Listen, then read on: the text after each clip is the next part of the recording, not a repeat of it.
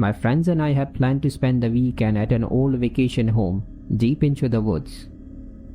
We thought that it would be a fun little getaway from our usual routine. Looking back now, I wish that we had never gone there.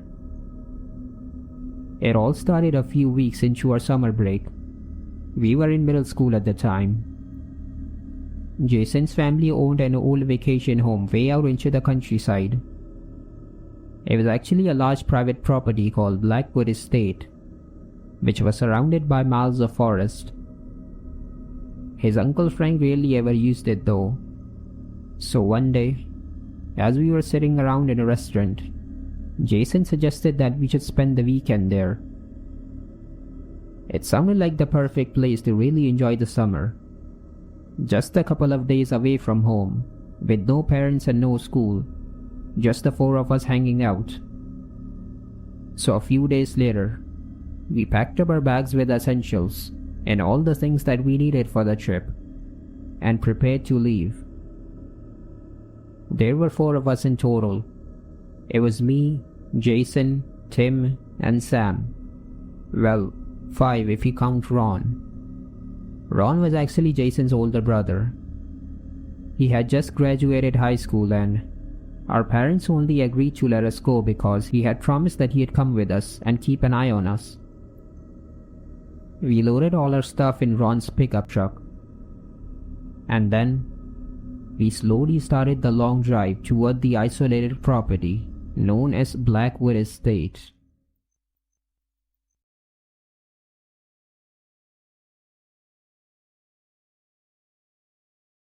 The further we drove, the quieter everything became.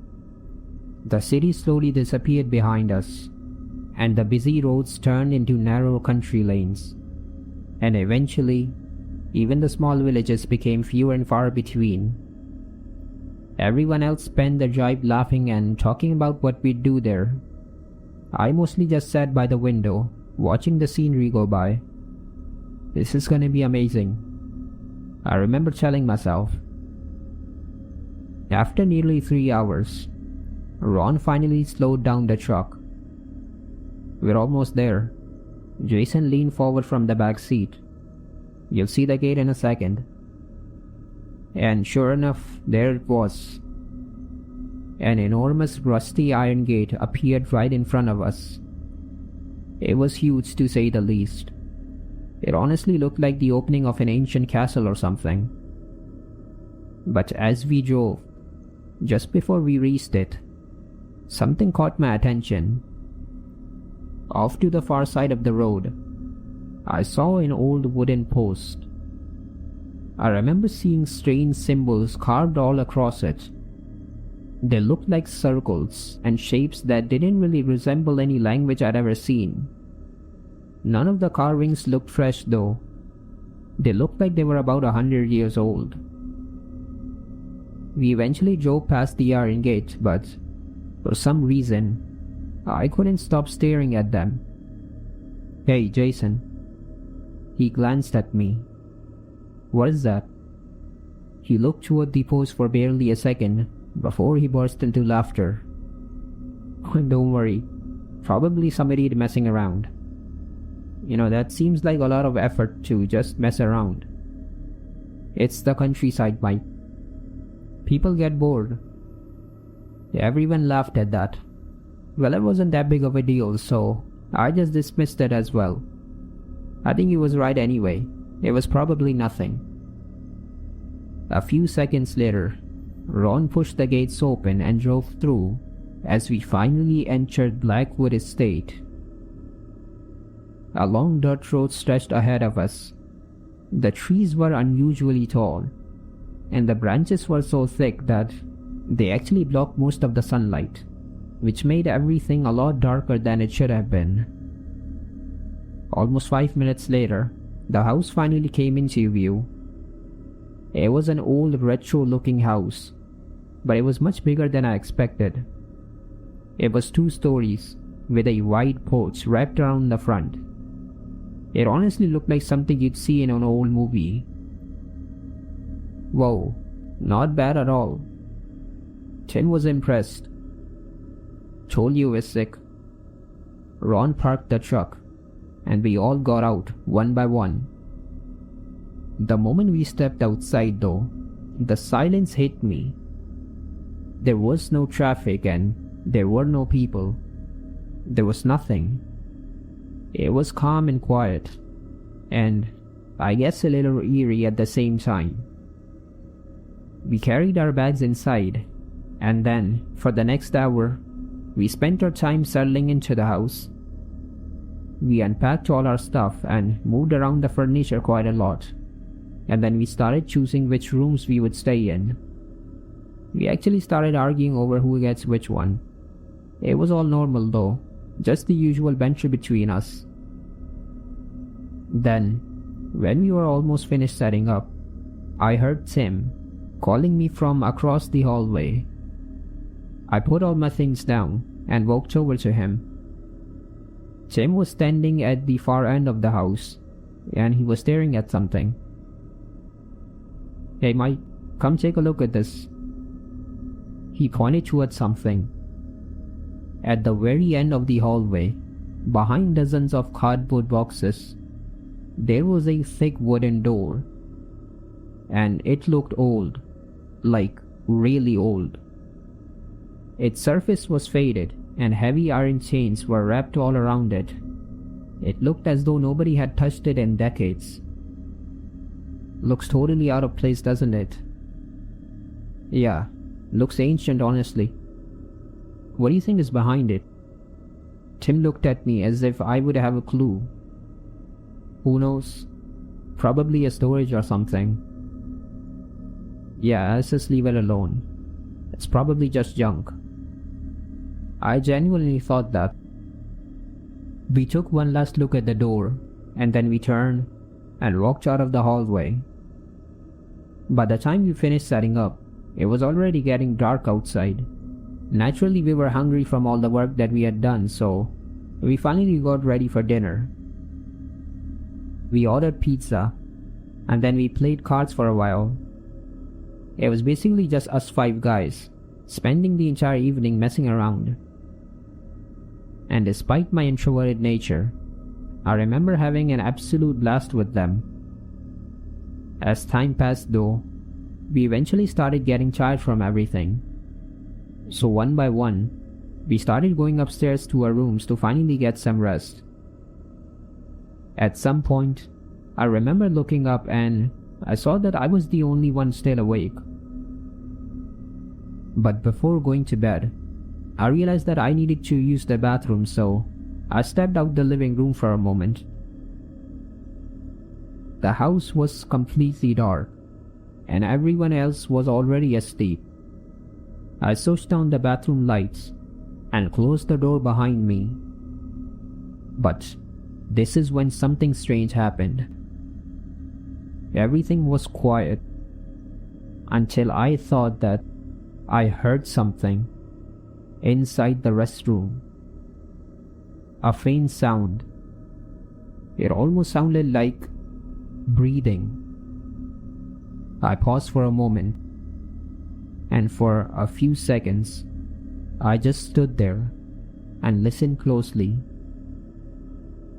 It was deep, like heavy breathing.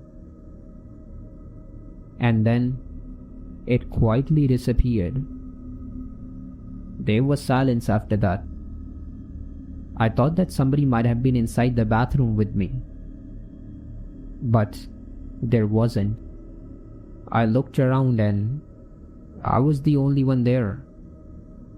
I was kind of weirded out, and I didn't really know what to make of it. So after washing up, I opened the bathroom door and slowly walked into the empty hallway. I checked the stairs and looked around the bedrooms.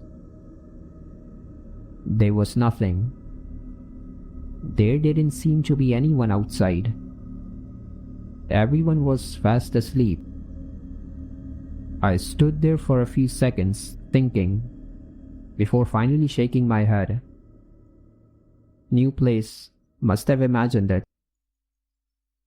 So I went upstairs to my room and closed the door dismissing it entirely.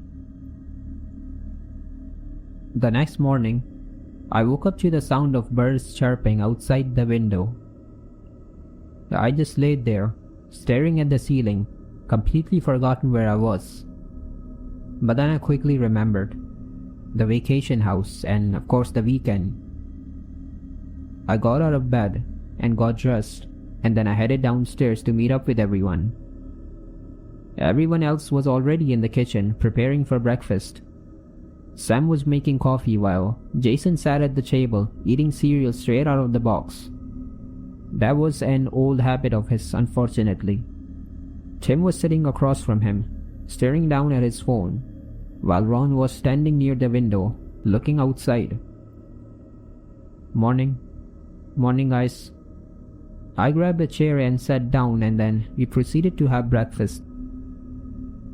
It was a calm and quiet morning, a lot different than the chaotic city mornings that I was used to.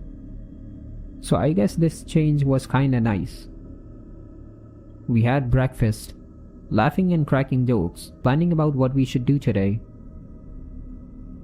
But in the midst of all this, I noticed something. For some reason, Tim looked tired. Not just tired, like exhausted. I noticed the dark circles underneath his eyes. "Hey, you didn't get much sleep last night?" "No, not really." "Really? Why is that?" "I don't know, I just had this weird dream, I guess." Jason looked at him curiously. "Oh, another one, huh?" Tim turned toward him. What do you mean, another one?" "Nah, it's probably nothing. Don't worry." "No, seriously. What do you mean?" Jason thought for a second, and then he spoke. "Just that I kinda had a weird dream as well." I remember feeling a strange chill when he said that. "What kind of dream?" "There were people. People. Yeah, like a bunch of them.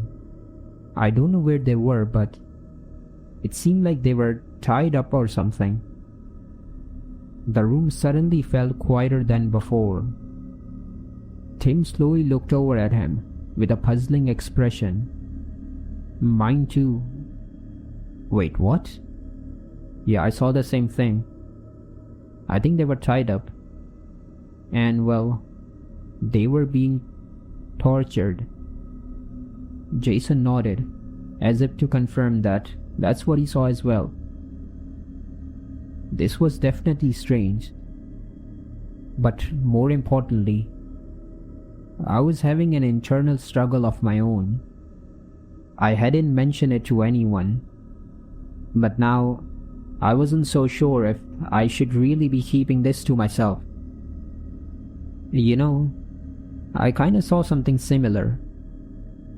And everyone instantly turned toward me. I saw some kind of open field. It was really dark. I couldn't really see anyone's faces though, but I could hear them, like people were screaming. Tim's expression changed. "What else?"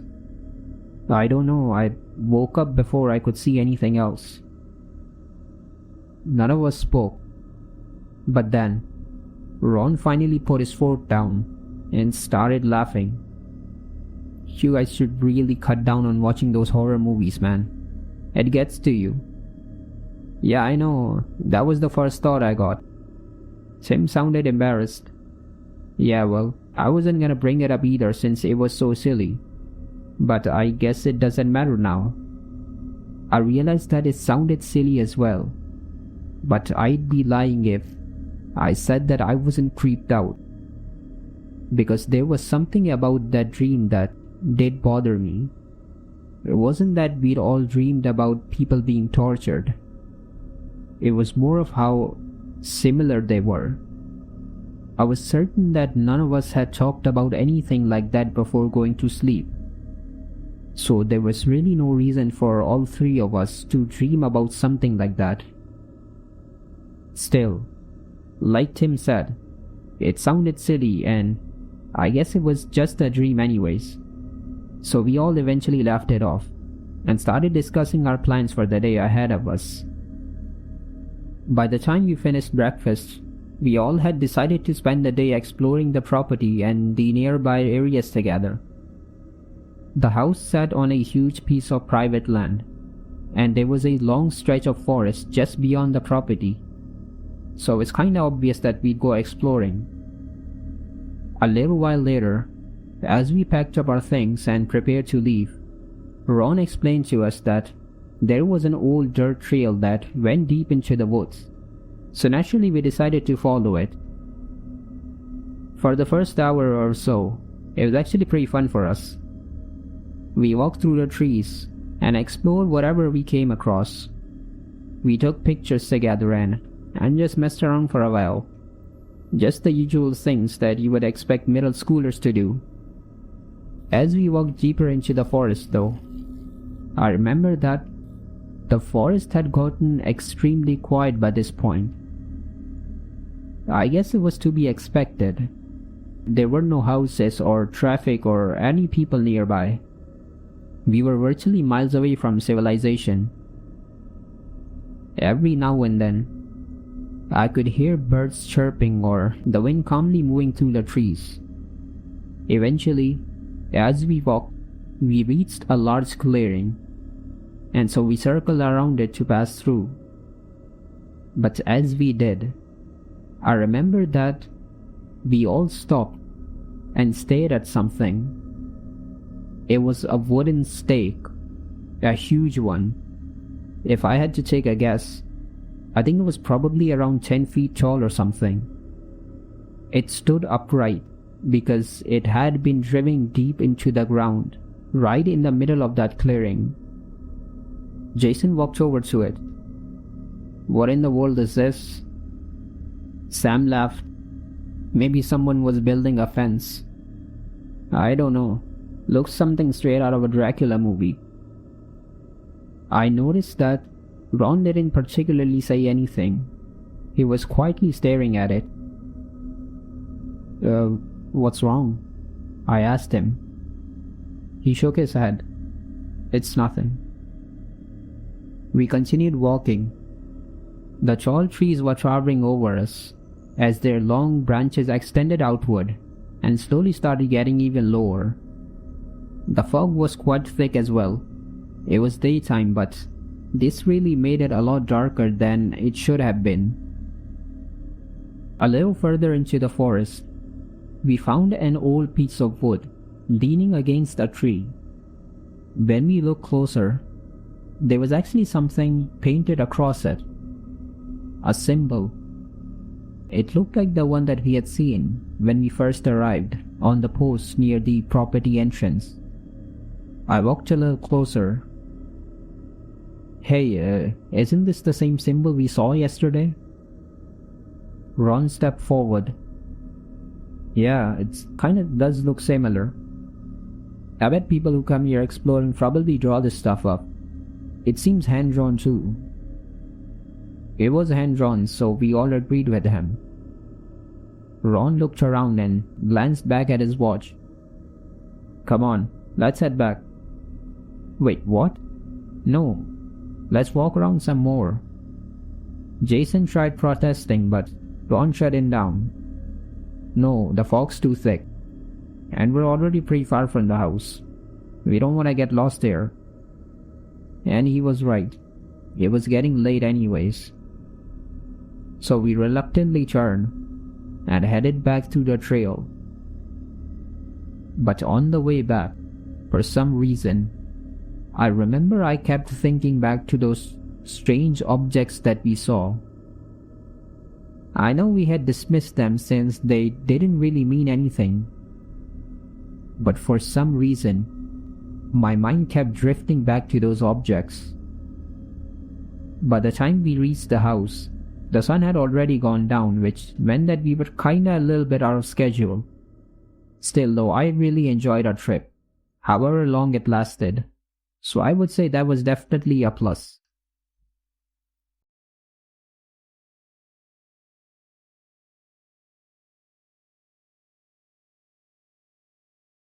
That night, we ate together. Ron had actually made meatloaves and some spring rolls for us, which I was particularly excited about. After that, Sam and I played chess for some time. We did that a lot back home, while the others were busy playing cards. Some time passed, and I remember feeling thirsty. So I excused myself and went out to get some water. I walked into the kitchen and opened the refrigerator, but as soon as I reached for the bottle, I just randomly glanced outside the window, and I paused for a second. I thought I saw something. The backyard. It was almost completely dark, since there was barely any light outside. I thought it was a tree, but then I realized that it looked like it was standing, like something was standing upright.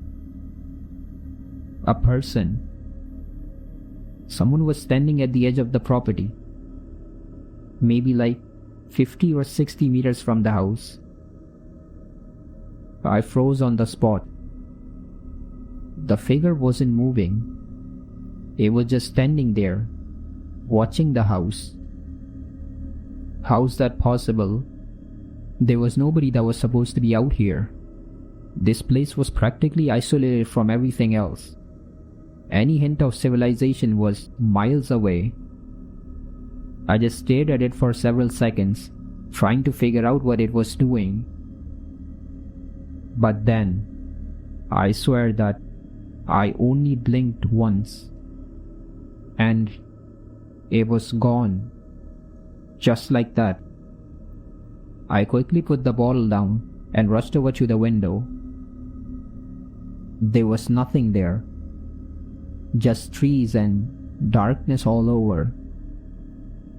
Hey, everything okay? Ron was standing in the doorway, watching me. Yeah. I hesitated. What happened? I don't know, I thought I saw someone outside. Someone outside?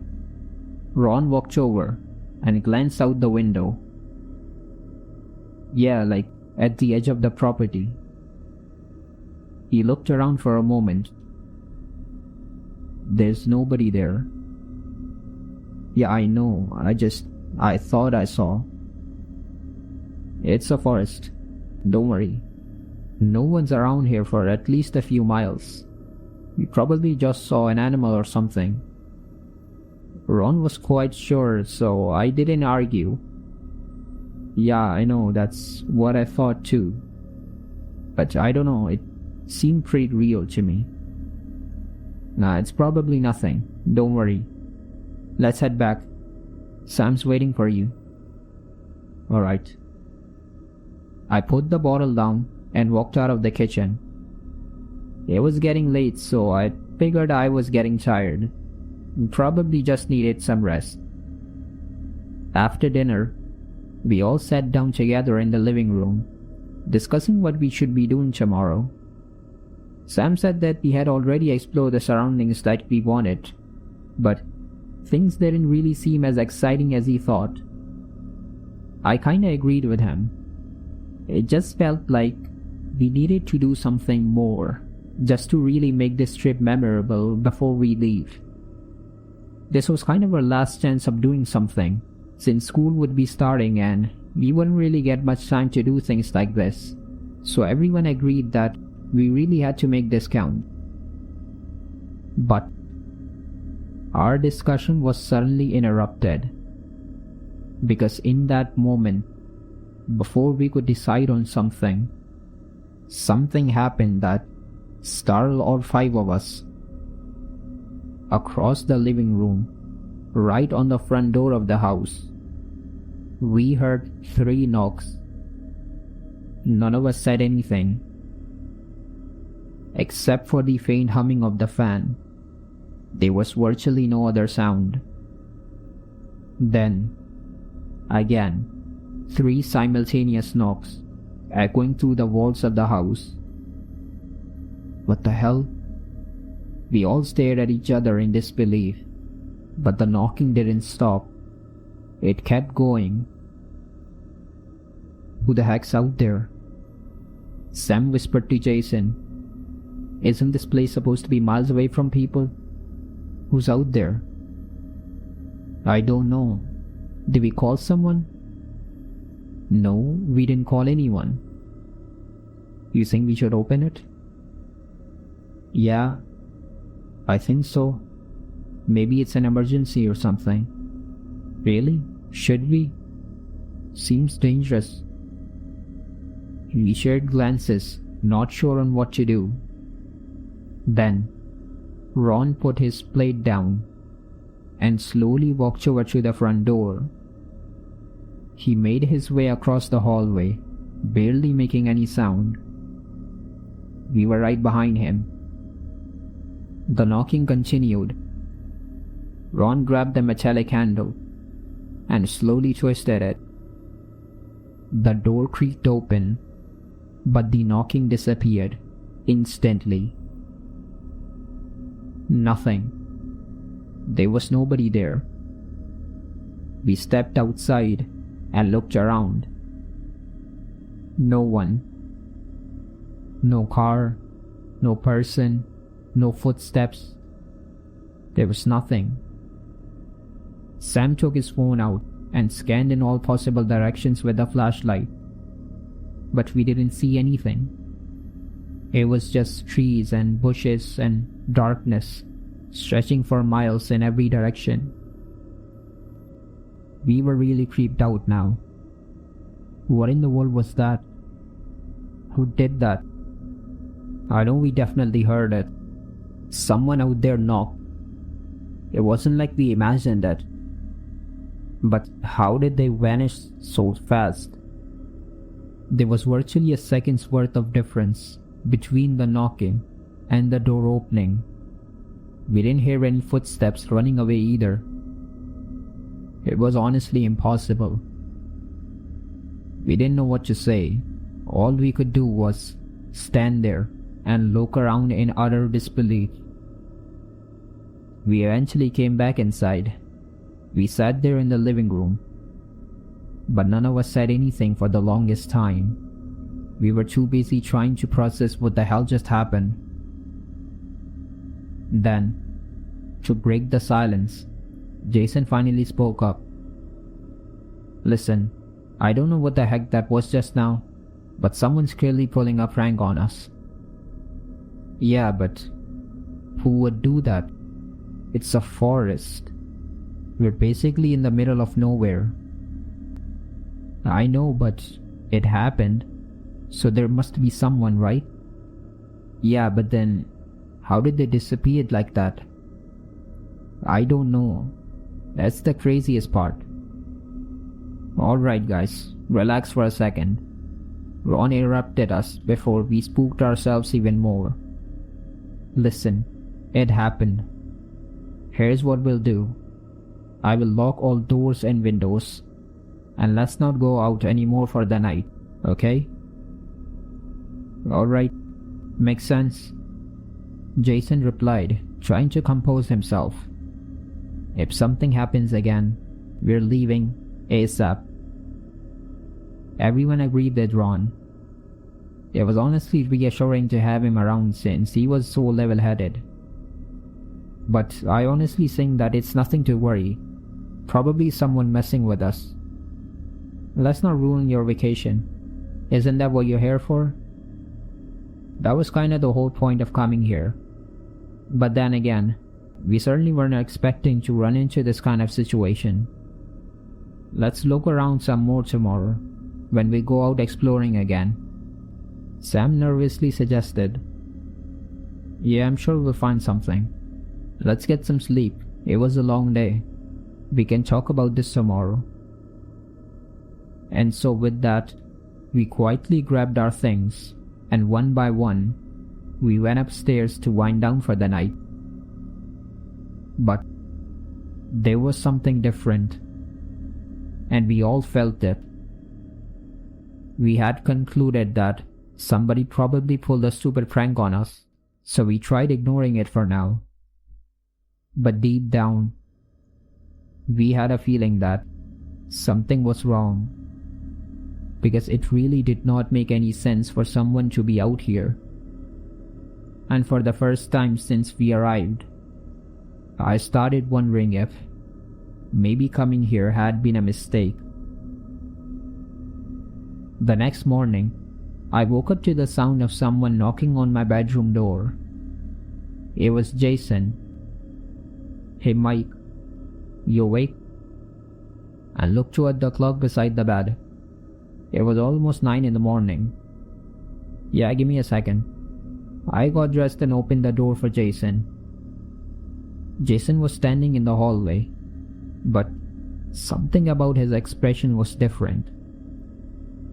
"What's wrong?" He hesitated for a moment. "It's Tim, dude. He's really sick." I closed the door and hurriedly followed Jason downstairs toward the living room. Tim was lying on the couch, covered in a blanket. His face was unusually pale, and there was sweat constantly running down the side of his forehead. Ron was kneeling down beside him, holding a thermometer. He looked at me as I walked in. "He's got a pretty high fever." I stared at Tim in disbelief. How? He was completely fine yesterday. I honestly couldn't believe it. How did this happen all of a sudden? Tim slowly opened his eyes for a moment. "You okay?" Tim looked at all of us. His voice sounded extremely weak. "I don't know, I just feel like I'm freezing, but it feels really hot too." Ron told him to stay lying down while he went upstairs to grab some medicine. I just stood there for a moment, still trying to understand what had happened. Tim almost never got sick, especially not like this. There was actually a running joke between us that Tim used all of his points to max out his health bar. He was extremely healthy.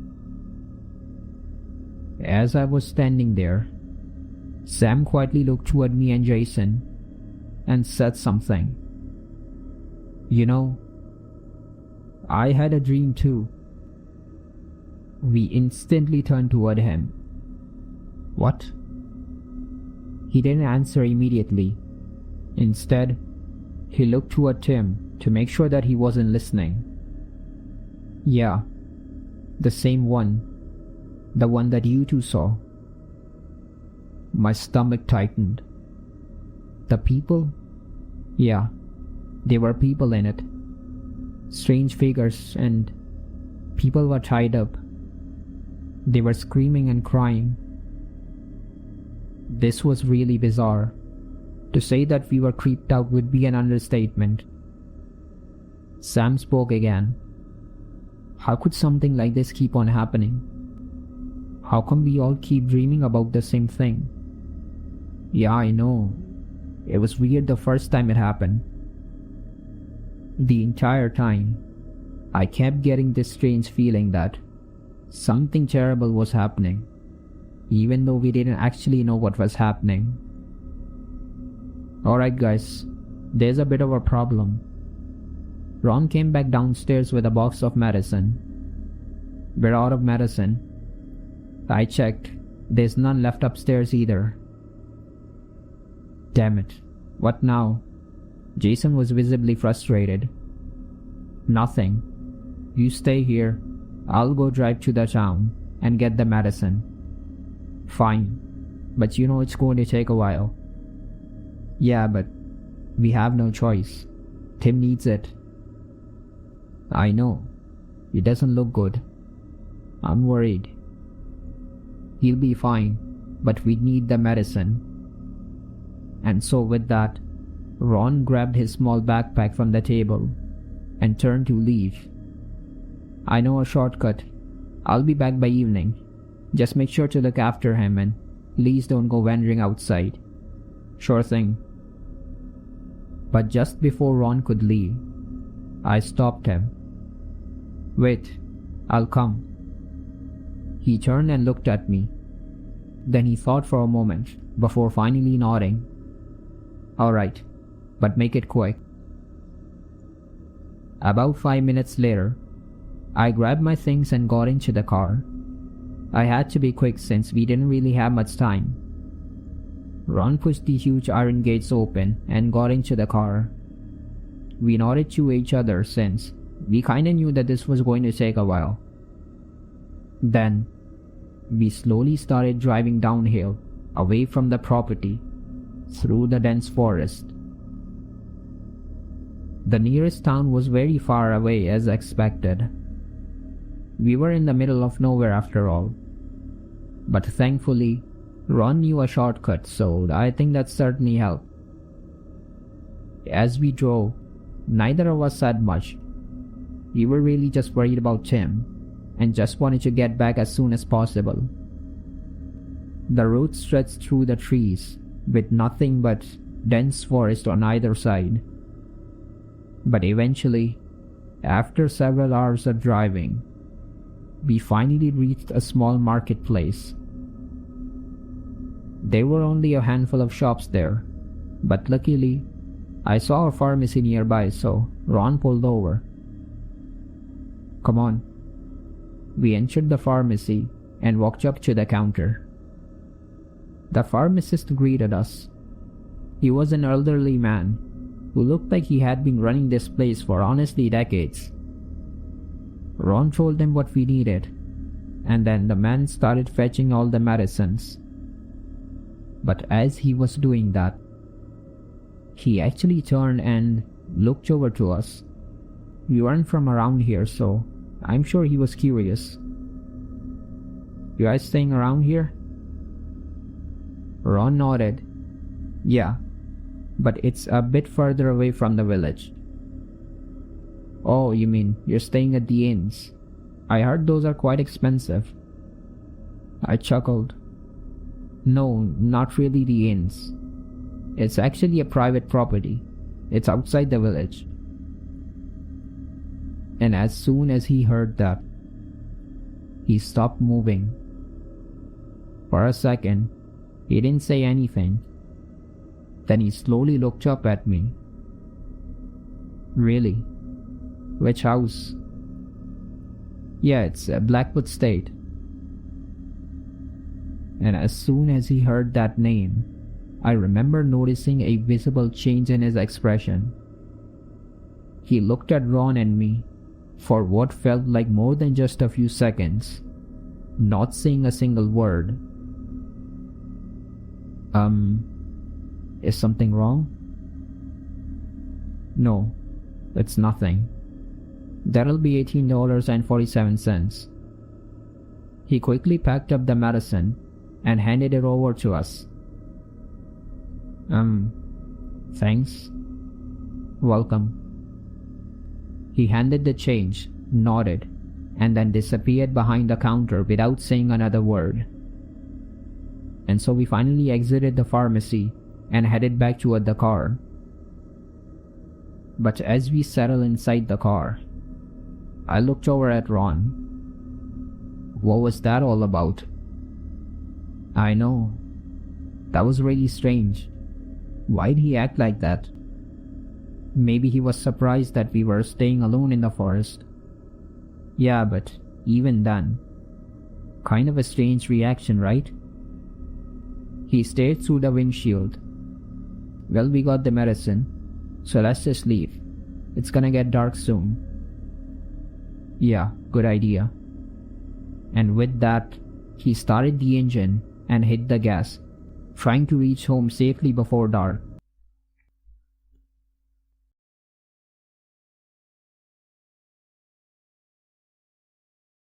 By the time we arrived, the sun was already beginning to disappear.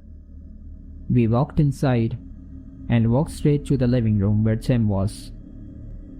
Tim had moved to his room by now, so we went upstairs to give him the meds. He was lying down on the bed, but his fever hadn't gone down at all.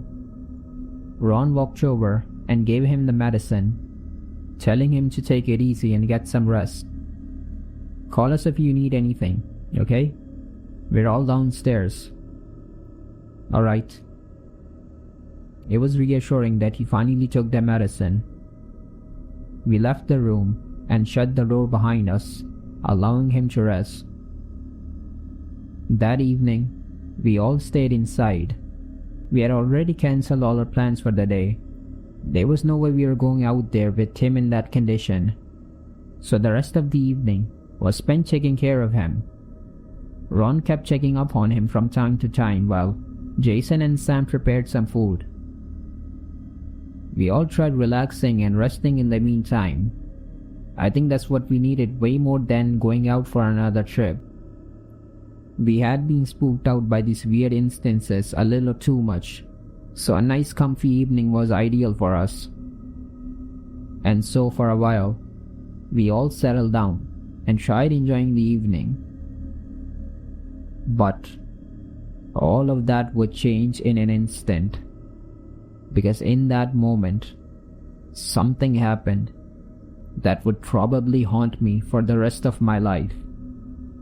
I vividly remember that we were sitting in the living room together when all of a sudden we heard a loud scream coming from upstairs.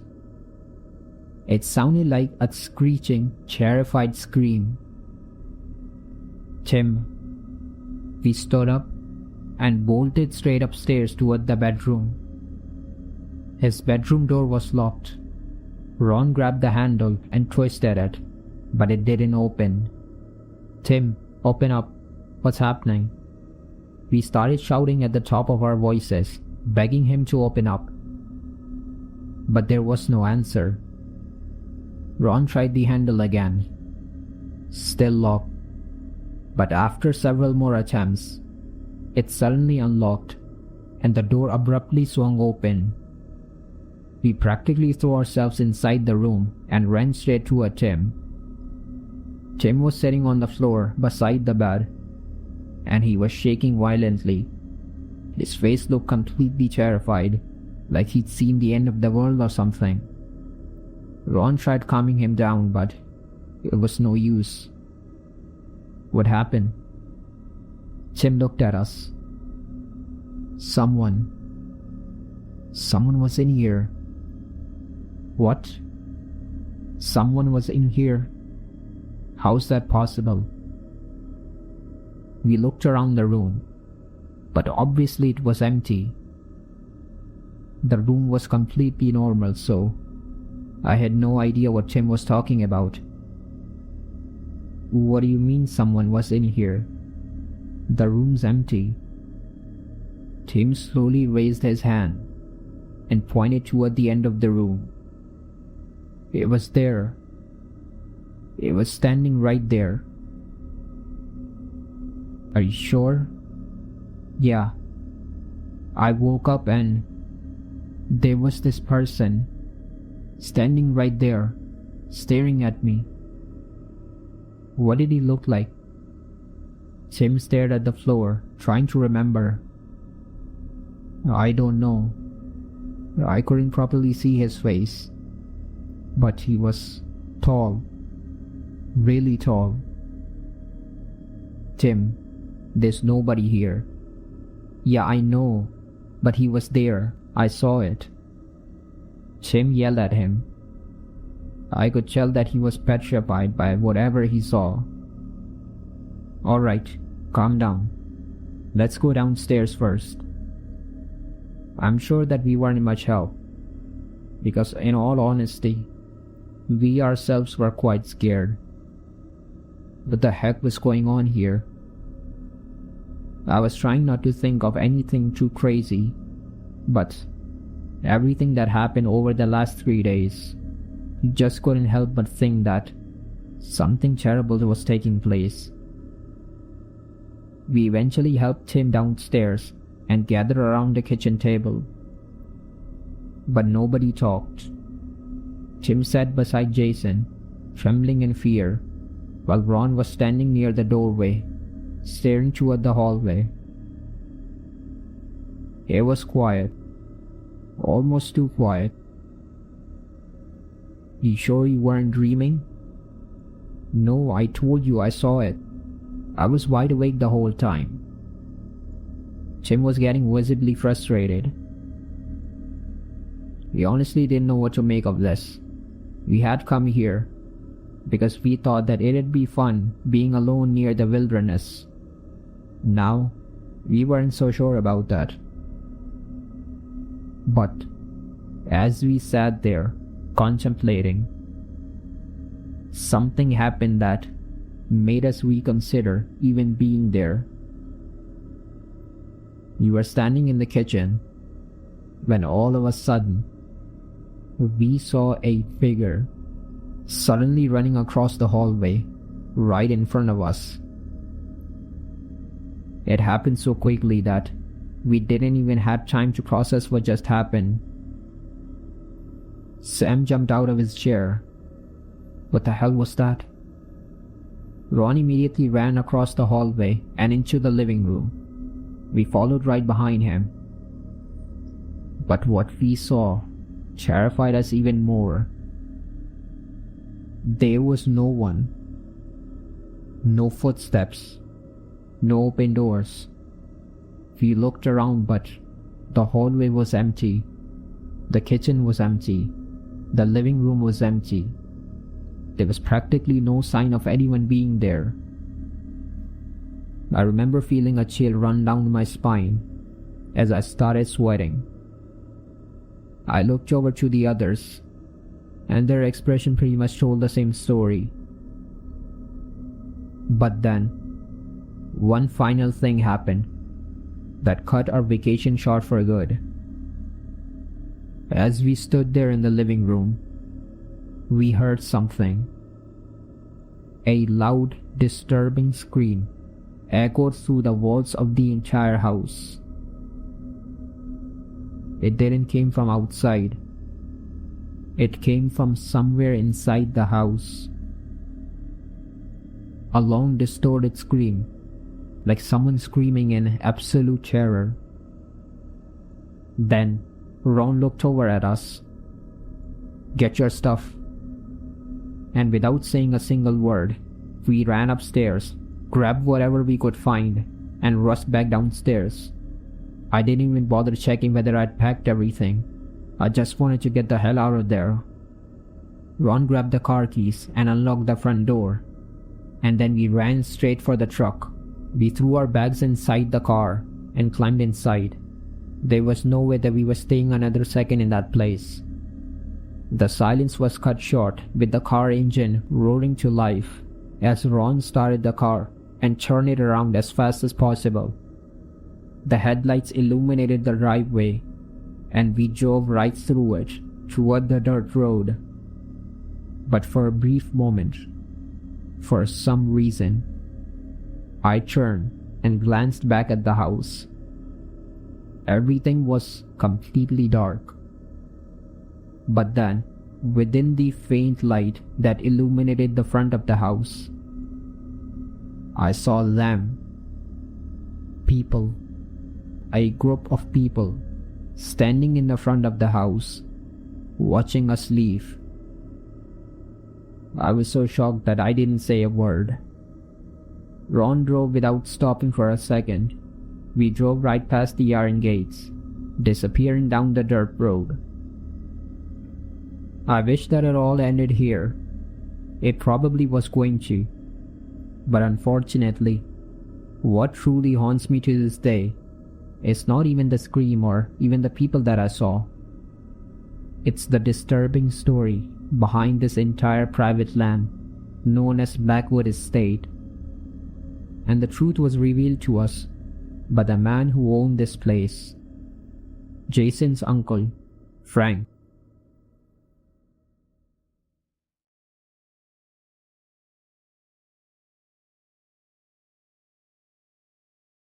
Several days after the incident, we found ourselves sitting inside an enormous living room that belonged to Jason's uncle. We had been invited by Frank to his house after the incident, although we weren't exactly sure why. As we sat there, the bedroom door opened, and Frank walked out with a wooden cane in his hand and sat across the table from us. Let me just cut to the chase, since I'm sure you all are eager to know why I invited you here. We all listened intently. First of all, I'm really sorry for what happened out there. I know it's too late, but I admit it's my fault for letting you go in the first place. Wait, you actually believe us? Frank let out a huge sigh. For a long time, I had my doubts about that place. I didn't explicitly experience anything like that, so I guess I just forced myself into believing that I was being paranoid. But I understand now that I wasn't. Wait, what do you mean you had doubts? Ron curiously asked. There was nothing that happened outright, yes. But there were things that happened. Things that didn't seem normal. That and, well, the backstory of that land itself. We didn't say anything. We waited for him to continue.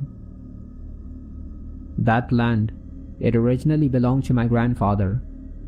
He had bought it from an old army veteran from World War II. And that man, well, he apparently served as a general within the military. During the purchase, the man told my grandfather the history of that land, and yet my grandfather still chose to buy it. History? Like what? Well, this is what my grandfather told me. Listen closely. Long time ago, even before the war, there was a group of people living there. What kind of people? Nobody really knows. But these people, they believed in something.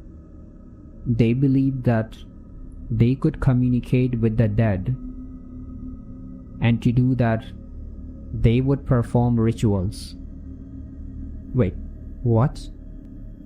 Yeah, that's what they believed. What kind of rituals? Sacrifice. Or more accurately, human sacrifice. We all instantly looked at each other. They believed that apparently, in order to talk to the dead, you must sacrifice the living first. And to do that, they would hold these large grand ceremonies, sacrificial ceremonies. They would erect a large wooden stake upright into the ground and hang people on it, and then they would proceed to burn them alive, believing that this was a sacrifice needed to talk to their deceased loved ones. I started feeling chills as he kept explaining. Not just because of the story, but also because of how it all started making sense. A few memories came rushing back. The weird paintings, the carvings on the post, that ridiculously tall wooden stake, the dreams that we saw where people were being tortured. Those people were sacrificed in the ritual. I felt sick just sitting there and listening to all this. Jason looked just as disturbed as I was. So, what happened then? Not sure, but it's said that sometime afterwards, the local authorities eventually got a hold of them. The people were caught and the entire place was pretty much sealed off for a very long time. It was only unsealed when this retired general bought the land. After he finished, we all just sat there in silence, trying to process what we just heard. When we had first arrived there in Blackwood Estate, never in our wildest dreams would we have imagined that such a calm and peaceful place would hold such a tragic secret. Then, Jason asked the question that we all had been thinking. "Uncle Frank, why didn't you tell us?" Frank looked genuinely ashamed. I really thought that it was safe since I hadn't experienced anything of the sort. I hadn't been there in years. I never thought that something would actually happen. I didn't blame him. Nobody did. Because we were all quite frankly just done with that place. Blackwood Estate was a nightmare that we all just wanted to forget. We were all just relieved that we were home safely. And I guess that in the end that's what matters. Over the following days, Tim's fever would eventually go down, and the nightmares that we were experiencing, they would stop as well. We were thankfully able to return to our normal lives without anything happening again. Although I do wonder how much of that was genuine and how much of that was just an act. I still think about that place from time to time. Despite returning to my normal routine, I think the incident left a scar that will probably stick with me for the rest of my life. I'm just glad that everyone was okay, because I've heard similar stories with far more tragic endings.